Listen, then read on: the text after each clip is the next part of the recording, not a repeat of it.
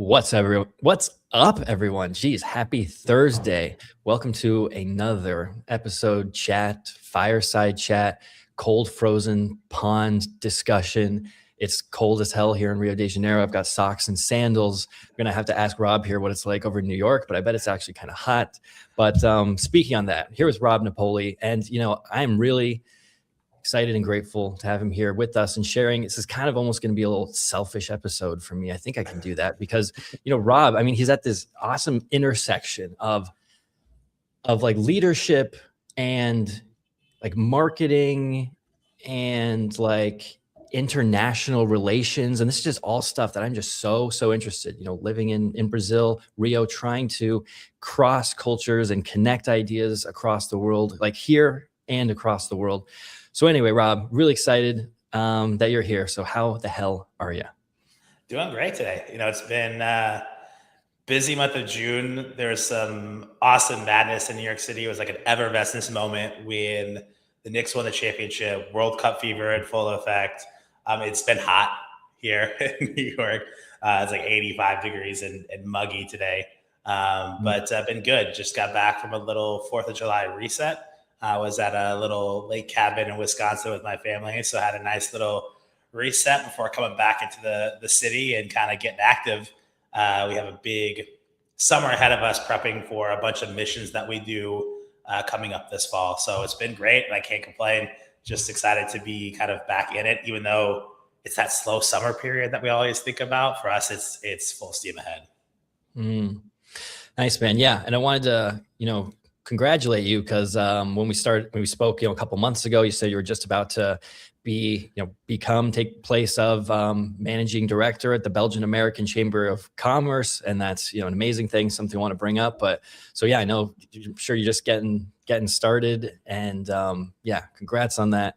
And be excited to ask more about that. But I wanted to start with this question because one thing we've talked a lot about is kind of like authentic expression, how, you as a leader, as a business person, as a creator, how we can spread our ideas, how we can reach the people that matter in a way that's authentic, but in a way that's going to create impact. I mean, it's just such a fine line. I've been struggling with this, for 15 years, ever since I've been creating content. It's like, I'm a marketing person, a coach, and I think about it every day. Like, how do I do this the right way? I don't think there's a right way, of course, but one question I wanted to ask, and I wanted to get your take on it, is something you said in our talk before, of the fact that we don't need more influencers. But isn't that the point? Like, don't we have to be an influencer if we're trying to like reach a lot of people and affect them?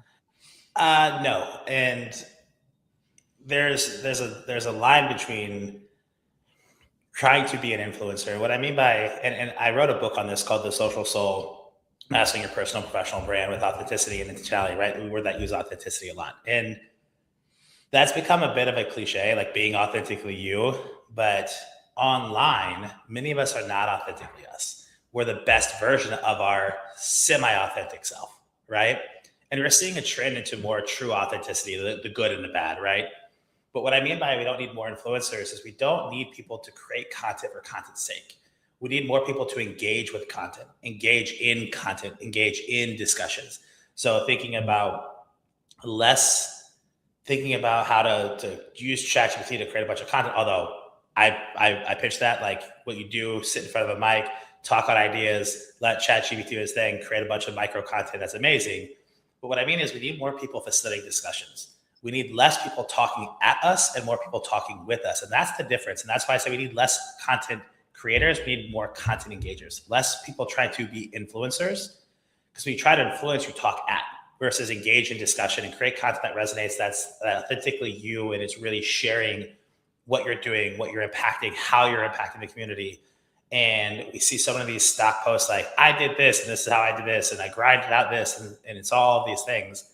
We need less of that. We need more of like, hey, this is what we're doing, and here's the impact we're trying to create, from an authentic lens versus like, beat my chest, this is what I'm great kind of lens. And that's what I mean by less creators, more engagers.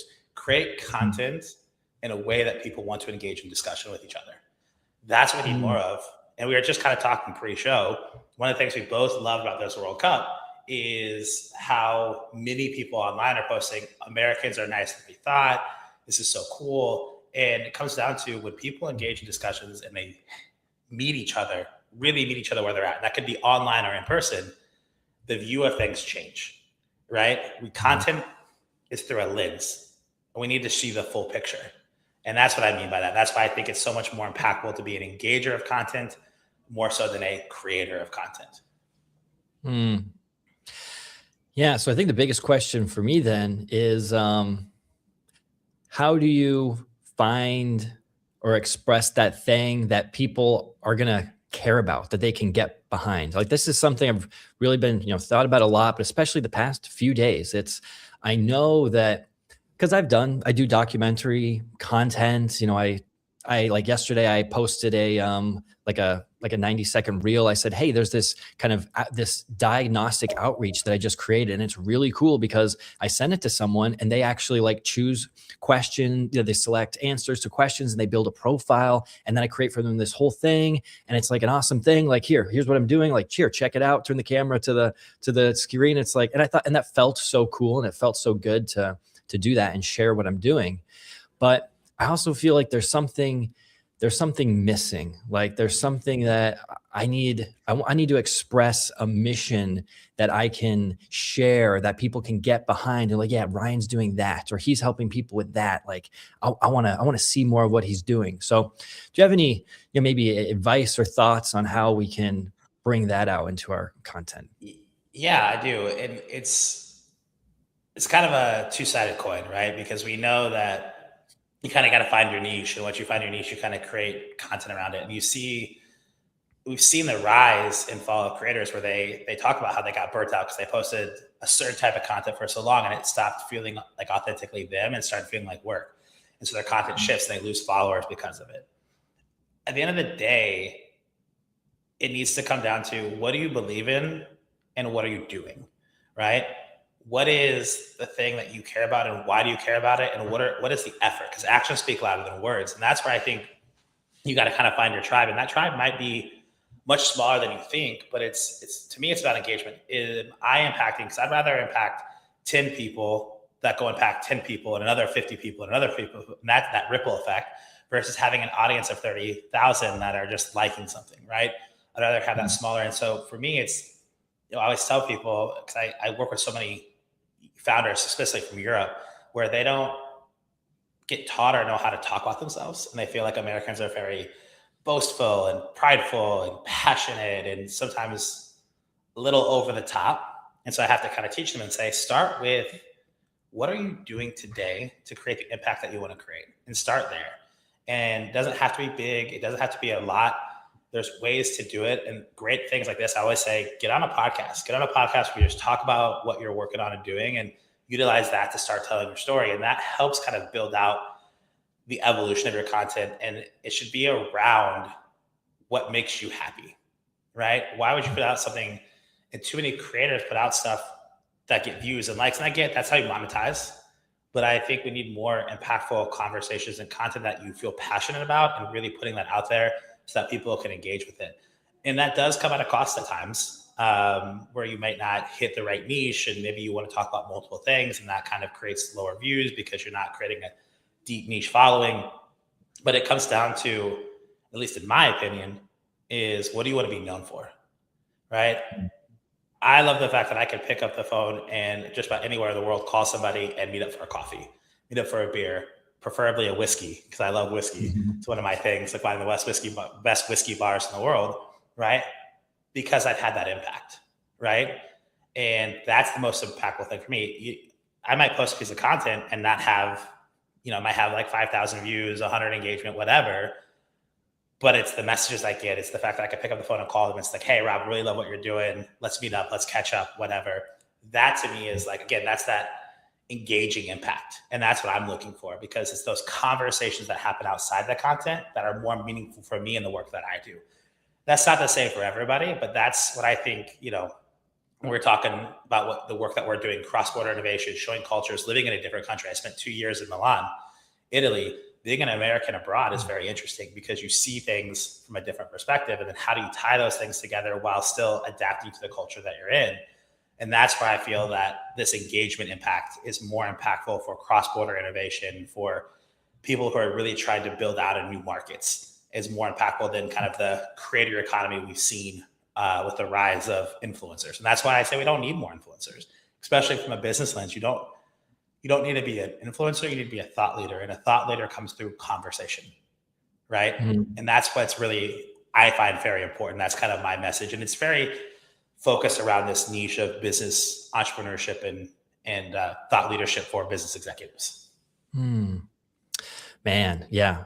Something really hit me at the end there is that I think at the end, what we're really looking for is creating impact. Like we want to see that we are doing something and people are seeing and experiencing what we're doing. And we see that they're changing, they're getting new ideas or they're taking action. I feel like that's really all we want. And maybe we feel like social media and posting a lot and creating content and buying that new marketing content program and doing things that are crazy and polarizing to get attention, if we are getting that validation, if people are liking and commenting, then it feels like we're making an impact. And we very well, could be, but you can get that impact in other ways that could be, more productive or sustainable or whatever. So, almost all the coaches that we work with are executive and leadership types of coaches. And, a lot of them don't like creating content. They don't like being on social media. I literally had a client yesterday who he writes great posts. He's super vulnerable. He talks about things that people really respond to, but he's like, yesterday we're talking about content. He's like, Ryan, I wish I could do this without social media. So I think most people, yeah, we just want to have an impact, and we get stuck into thinking that social media is really the way we have to do it. When it's definitely not. And yeah, well, man, there's like a few other things I want to say about that. But what I do want to kind of ask you next is, I'd love to just hear about like what you are doing with the American Belgium Chamber of Commerce and kind of like what you're doing and how you're helping the people that you're working with, like doing exactly what we're talking about. Kind of like, how are you thinking about this and guiding them?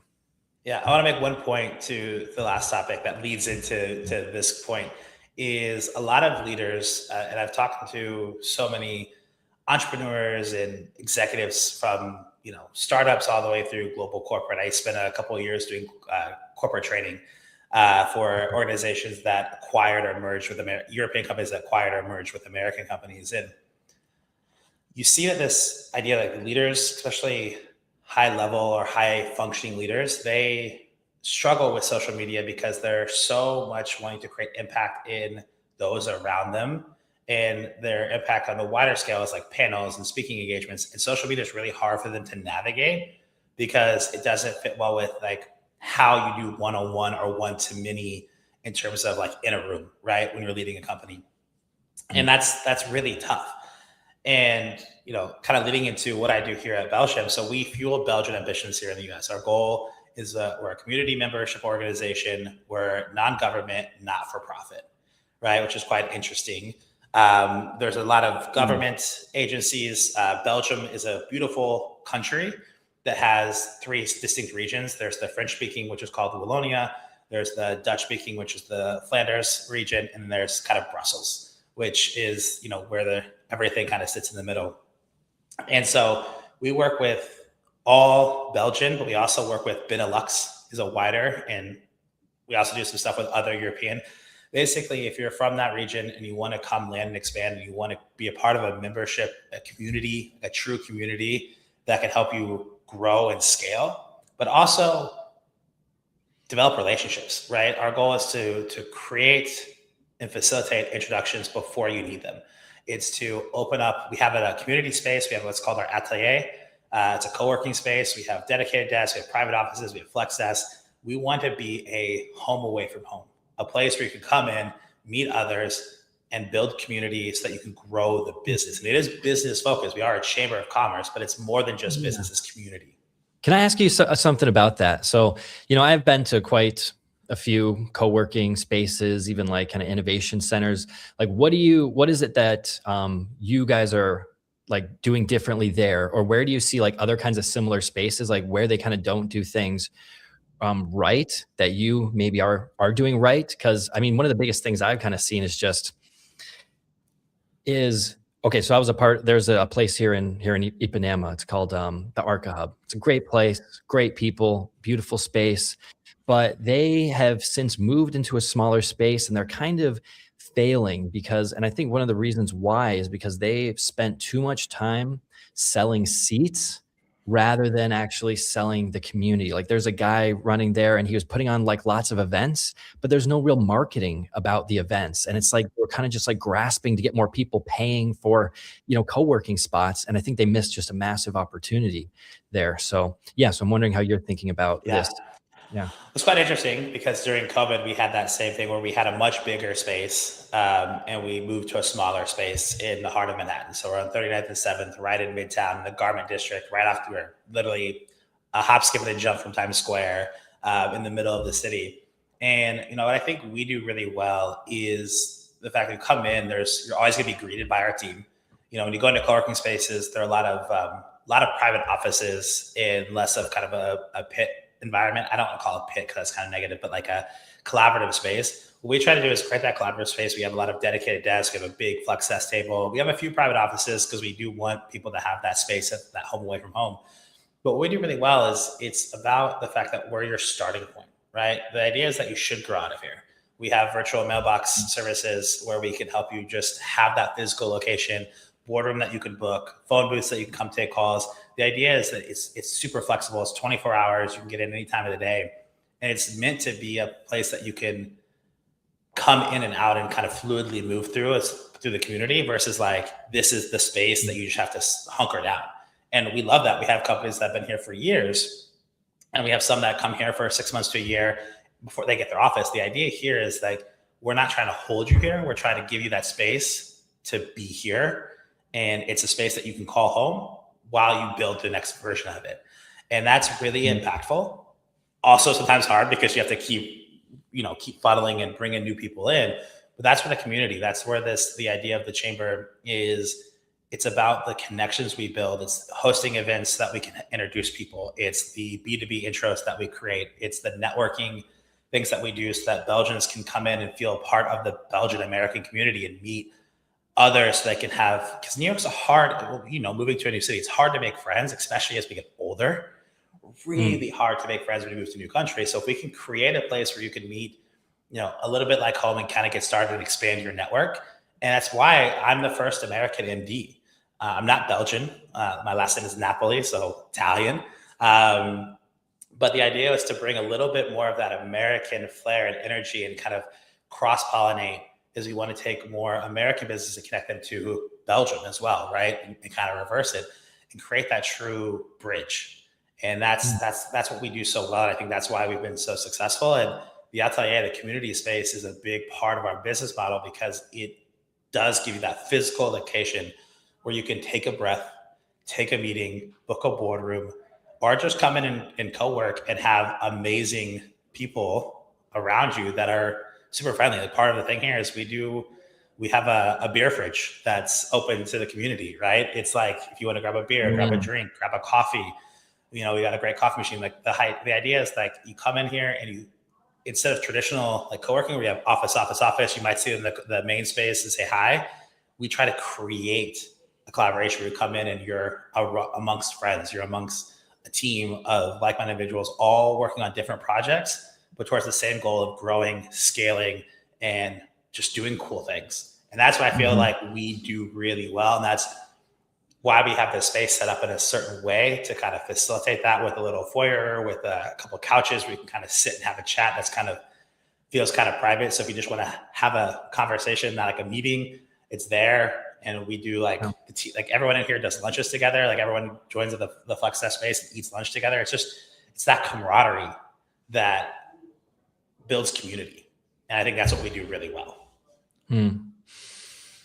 What does the first 30 days look like for someone who comes in? And I ask this because me and my business partner, Dave, the way we've been thinking about how are we going to grow the business, how are we going to scale the business is community. And I know it's it's difficult, more difficult than I think we would think. And we were talking to somebody who was really experienced the other day, but he kind of brought up this idea of the importance of, as soon as someone joins that community, how do you get them in, get them indoctrinated, get them involved? I mean, I definitely see that I'm in a different, a marketers kind of community. And it's been pretty disappointing, to be honest. Like, we basically only have a call every other week. And if you go to the kind of community call, if there's somebody new, which there's always been somebody new, the host is going through like this 30-minute long presentation about the group, and it's like, this is the only, like, we only get this call every other week, and you're like, I mean, you're gonna make me sit through this thing again. Yeah. So I mean, I get that that's important. So yeah, so I'm curious, like, do you guys have some kind of plan like that within the first few days that you're walking them through something to get them? Yeah, we have a whole onboarding guide that talks about how to use the community space, whatever everything is. Your first day that you come in, whether you're in person or virtual, becoming a member, it's a guide to what we do, our services, how to activate the space, what you have access to, things to do in New York, things to pull out. We have a guide that has some of our, like, the friends of the community. These are the people that you should kind of top people you should connect with as part of the community. And then every kind of member, depending on your membership, we try to make one or two good intros to kind of get you started based on your goals and objectives, introduce you to one or two people in the community that can help you grow. And whether that's through just a chat and a coffee on like market feedback to understand the market, because they're in a similar space, or they're 2 steps ahead of you, and they can help you, like, maybe not make some of the mistakes they made when they came into the market.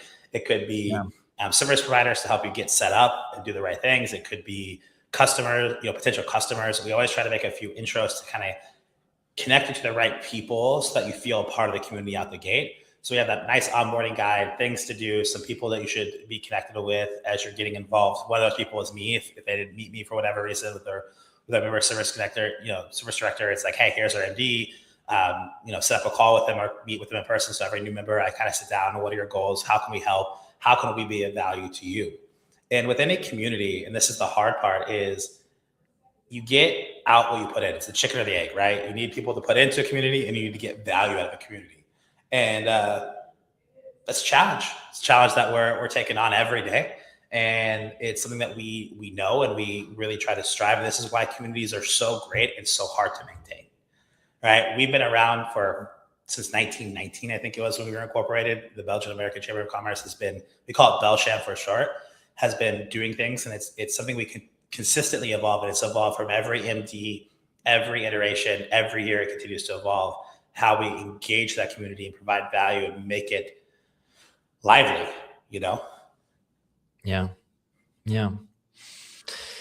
I mean, I had so much, a lot of fun at this place, this kind of community that I was with. We had networking, kind of like a networking at least a couple times a week. And I would love going to that, especially being an American moving to Brazil. And I didn't know Portuguese very well. So it was a good opportunity to practice my Portuguese and get to meet people. The one thing that I haven't found very successfully in just like meeting people outside of the internet and social media is the business value for someone like me. And I'm wondering if it's always can be the right thing to join a community like that for business, or join where you are for business. A few weeks ago, I went to I'm sure you're familiar, a Business Networking International event. And that was a very interesting experience. It was almost like a cult-like experience, because they put all the new people together in the middle, like in a room, and everyone's standing up and like talking about wins. And then they give you a presentation at the end where they're pitching the like the yearly membership, and it was nice and all. And the whole idea is that you're, like, as it should, the whole idea is that you're making relationships so that outside of the events, that's where the real business happens. And I like that. Oh man, I have a good thought of what maybe might say to this, or I could say to this. But my thought was, well, I could just go onto LinkedIn, send 100 DMs, and I can make 2 sales. Like, why should I spend my time here talking to these people and like building relationships? I guess they're nice and all, but do I really want to do that? So I don't know if it's a me thing, or am I missing something here? No, this is a conversation I've been having a lot. When you join a group for business development, true business development. That's where we see a lot of things happen. And I've been, in my earlier days, I did this, and it was, I like to say, I used to be a taker, right? I used to go into an organization or a group to see what I could get out of it. And you have to justify ROI if it's a business spin. Why am I spending money in this group or this organization or this thing? And you want to have ROI impact immediately, right? A sale, whatever it is. The way I look at it now is you have to give to the communities that you join. You have to become a true giver of value to get value. You have to give to receive. And the way I look at it, Belsham, like a chamber of commerce, is it's a business enhancement community. It's not a business development community. You can do business development, it's business enhancement, meaning you are showing that you want to be a part of this community because you want to give back to the Belgian American culture. You want to give back to the community. You want to meet like-minded people. And yes, you can do that via LinkedIn and DMs all day, but there's something different when you are around each other, when you get a chance to be a part of something together. And the difference here is you should be meeting people with the idea that, and you should be meeting people before you need them, right? I think the thing is you want to meet those connections before you need them so that you have them in your network. You've already met them. And so it's like, man, oh, I have a really interesting question about X, Y, Z. I should call Ryan, right? Like you should be memorable. And this is what I tell all the time. You have to be memorable. It's not who you know anymore. It's not what you know. It's not who you know. It's who knows you, right? It used to be, it's not what you know, it's who. Now it's who knows you. Are you memorable enough, and do you have value enough to the people that you're meeting in the communities that you serve that they call you? And that's what a community like this is being a business enhancement opportunity to really develop and grow and connect and have like-minded individuals that can help with something that could be a business relationship or that could be a personal relationship. And that's how I look at these communities. And that's why I've been involved in so many as an entrepreneur in residence, as a coach, running my own communities back when I ran Haptic Group, all these things, because I go into it with the idea of that I want to give value and receive value, and whatever way that looks. I'm not coming into it like I need to go get a sale out of this community. When I shifted that thinking, communities became more valuable to me. And I think that's a big message that we're trying to share about Belsham. Is it's a business enhancement community. It's where you come to enhance your knowledge, your network, and your business, right? And a lot of times the network and knowledge come before enhancing the business. Most people want to enhance the business first, knowledge and network second, but that's not, people buy from people, right? We can't forget that people buy from people. So you got to build the right network. You got to enhance that knowledge with those people, and then you make the sale. And I think we have to really train ourselves to think about it that way and understand that ROI is delayed. And we're in an instant gratification society. But building real relationships take time, right? You don't marry somebody after you meet them one time. You don't become friends with somebody after you hang out one time. It takes 2, 3, 4, 5 times to hang out with somebody to really develop that understanding that this is somebody that I want to invest my energy in. Again, our energy is limited. Our time is limited. You need to understand, do I want to invest in this to receive what I want out of it? And that's where so many people fail. And it's so hard because we're running a paid membership community. If you're going to pay to be in a community, you want ROI. So we have to really create that value. And it starts with network, knowledge, business. And that's how I look at it. Amen, brother. Amen. Yeah. And I think, right, it's like relationships, meeting people, talking to people. It's so enriching. It's hard to get out of the house sometimes. It's hard to go see your aunts and uncles and go to a barbecue. It's hard to call whoever, but like when you do it, you go out with your friends and you like, then it's like, you're like, yeah, that was worth it. That was good. Maybe not, but probably more often than not, you're like, man, I love that I have friends and I meet people. And I'll take this into a kind of lead generation perspective, because that's kind of my specialty. And I think one of the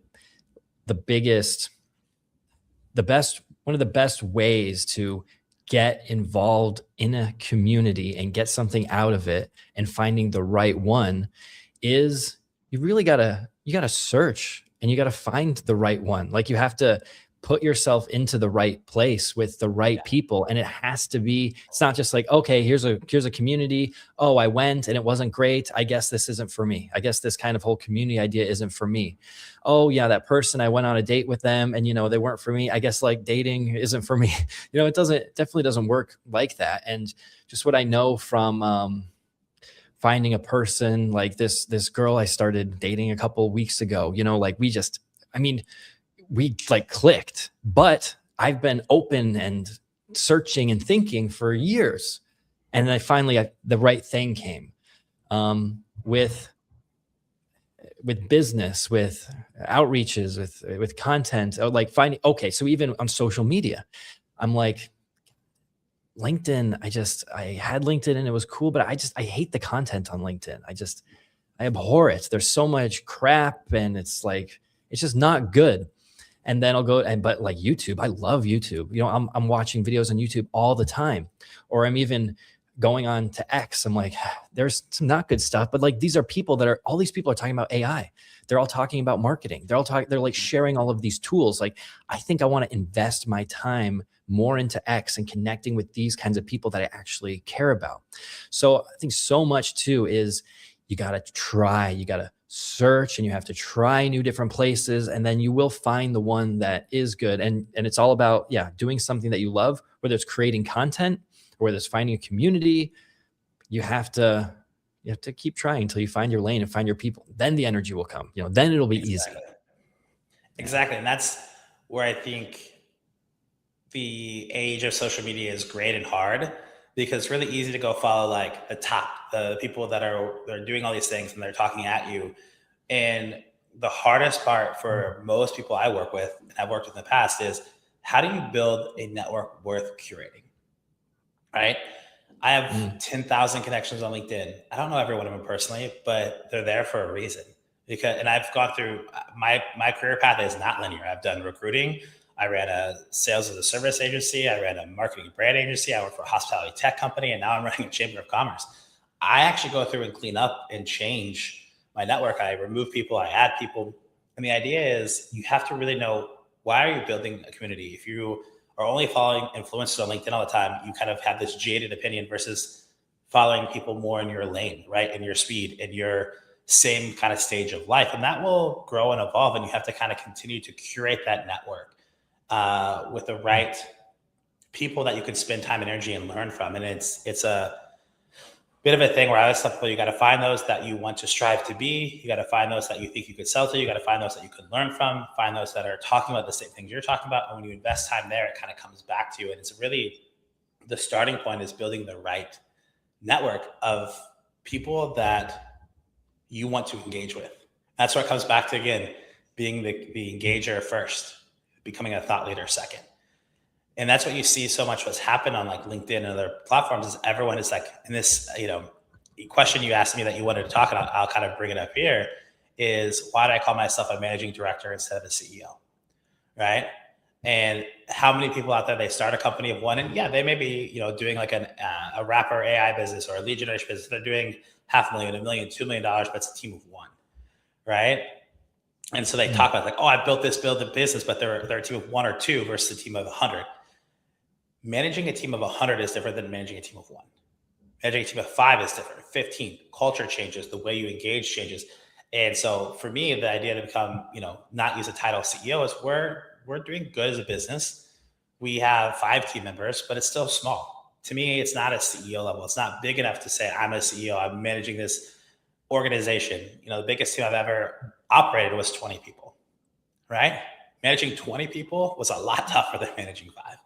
And so for me, it's really easy to pick a title and post content and flood the system where it sounds like you're doing this amazing thing, but what are you actually doing? And this is why I talk about the content needs to be shown. What are the actions you're taking to invest in the community? Not just talking about what amazing things you're doing, but how are you engaging in that community? How are you creating the community? How are you building something that has value to others and building that network? And I use community a lot, and I use network a lot. You got to build that, and it could be business as well. It could be, I am a team of 1. I have 100 customers, and here's how I give to my customers. Here's how the customers engage with me. So there's a relationship there more than just a business relationship, right? There's the service aspect. There's the scaling aspect. There's the existential growth aspect of utilizing my service for my business. And that to me is really impactful. It's really easy to start a company, call yourself a CEO, and start posting content and showing this non-authentic version of you. it's different. This is why I said earlier, a lot of thought leaders, a lot of business executives struggle with social media because they're so focused on impacting those relationships around them. They don't know how to do that at scale. And that is tough. Yeah. Are there any kind of examples you can give, or like how someone could get, how you like, recommend someone get started with that? Cause I feel like I kind of get the picture, but I still don't quite get like how, and I'm even thinking from the wrong level. I'm thinking of how do I show that I am building community or contributing, but that's not really it. It's more of like, I need to be doing the actions first, and then I'm kind of sharing what I'm doing. So like, what should I maybe think about or be doing to build that, kind of knowing what you know about me so far? Yeah, well, I think you're already started by doing a podcast like this, right? You're highlighting others in your network. I mean, we met on LinkedIn Yeah. through cold reach out and through because we had mutual connections, and the content that I was sharing and the content you're sharing vibe with each other. So you reached out, and we've had a couple calls, and we were just jamming, and we had a 30-minute intro call that lasted an hour and 15 minutes, right? Because we were just jiving, and that's really impactful. Two is in that content creation, and what I tell people, if you really want to start showing it, sit down and have a conversation. Have a friend, have a coworker interview you, and just video it, and just authentically share. Not scripted. It shouldn't be like, here's the question, here's the answer. It's not feature benefit selling. It's what did you do? Why did you start the business? Why, if you're a business leader, what's the impact you want to have on your team? What is the goal for those that work for you? For me, my goal for anyone that works for me is I want them to be more successful than me. I want them to grow where they can take my job, take a bigger job, go somewhere bigger, do whatever better than me, that when they look back on their career, they end at a higher level. That shows that me as a leader is training them. Some leaders train people, they just want them to be in the team, and they want to be at the top. And they don't want anybody to go above them. I want everyone on my team to at some point have to grow above me. I know that the people that work for me might not be here forever. At some point, they might get capped here and there's not a next level, and they want to go take the next level. And some people don't want that, and that's okay too. Some people like being an IC, some people want to stay in their lane. But as a leader, that's what I want to do. So how would I show that? I would interview something like this and talk about it, right? And talk about those things and put that content out there. This is where it's scary because it's vulnerable.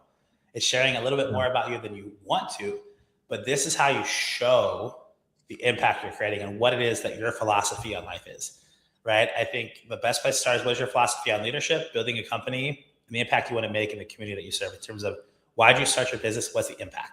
And it's okay if the impact is to make money. It's okay to start a business to make money. But what is the product and service doing that is really helping somebody solve a problem? And that's where you start, right? What are the solutions they're providing? Why did you come up with it? What was the impetus to make you say, I'm going to start this, or I'm going to do this? And it's okay if you just fell into it. Sometimes we fall into what we're good at, and sometimes our passions don't always align with what we're good at. And like, you got to find that stuff. And that's where the conversations, when you really have those conversations and share it, and you can show that to the world, whether it's I love video. To me, video is my favorite. It's like short little clips, 1 minute video of the why, 1 minute video of the impact, 1 minute video of philosophy that you ingrain in your teams. Those are the places for leaders to start first, to show what they're doing. And, our team, one of the things that we do here is we get invited to a lot of events, and sometimes they overlap. We always try to show up to every event. Our thing, or my big, and it was before me too, but it's a personal philosophy of mine, is be seen. We want to be seen everywhere because it shows that we care. If you have an event, one of our team is going to be there to show you that we support you. We might not get anything out of it. We're just there because we want to show you that we support our community. You're a Bellshed member, you're hosting this event. We're going to have somebody there, just nothing else in the supporting function. It's to be seen. And then we'll post about it. Hey, we love being at this event. It was great to do X, Y, and Z with Ryan and his team. And we just do that one little post. That one thing just shows that you're creating impact. And it's little things like that you can post and create and show, that really shows that impact. And people are going to start noticing, man, Rob's kind of at a lot of places. He was at this event, was that event. And that to me is where you really show up. And it's how you show up. It's how you show up. And if you can show that from a content perspective, that's a great place to start. How do you show up for the community, for your ecosystem, for your business. And that to me carries much more weight because those are the people I'm looking for. Who shows up? Who shows up even when it's not the most value to them? It's easy to show up for an event where you're going to go get leads. But how do you show up because you just want to support something? Because it's bettering the environment, it's bettering the community, it's bettering the space. If it's AI and you're there, it's like, I already know this stuff, but you're there anyways because you know that event is bettering the conversation on AI. You should be there and you should talk about it. And that's where I think leaders who are afraid of social, who don't want to do the influence around, this is where you show that impact and you really create. Show up and share about it. Yeah, man. Another amen, another hallelujah. I mean, and that is the thing that AI can't copy, act like showing up. You're right. It's like the things you're doing, you saying, I did this thing, I was here. Like, you can't ask AI to write you a script to do that. All it can really do is you can spit words, you can say words from a script and you can give information, but anybody can do that. But actually like doing something and then talking about your thoughts about the thing, or having a conversation with someone, that's something that you can't copy. It takes real energy and work, and people notice that. They do. They do.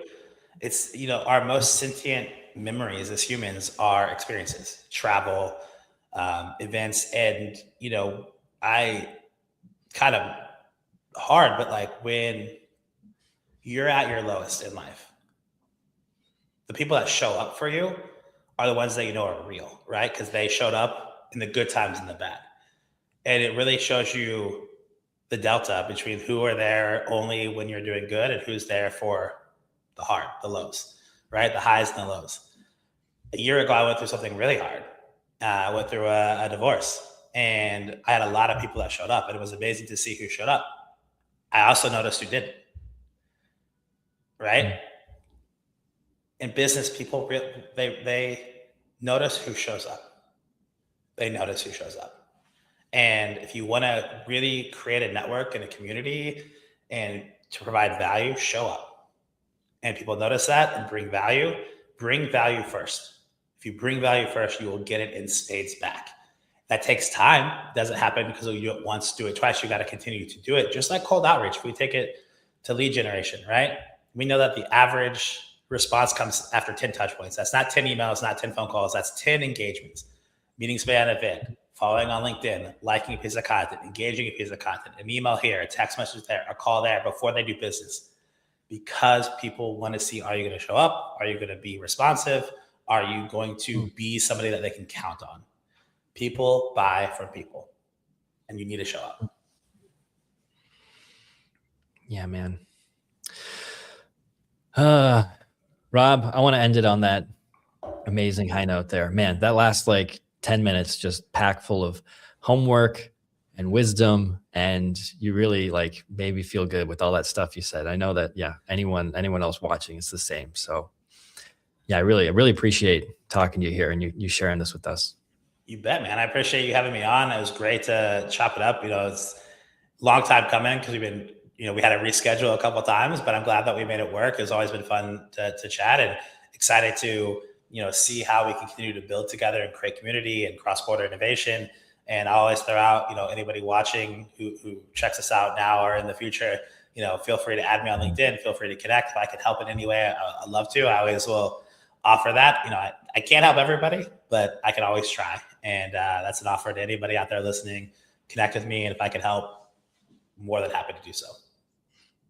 Yeah, for sure. Yeah. I'm going to put Rob's links here in the description, post copy, wherever you're watching this. Yeah, definitely connect with him. And yeah, man, definitely. Hey, maybe you'll start a new Belgian, American, Brazilian chapter. Maybe we can get that going someday. Hey, it's not out of the realm of possibilities, man.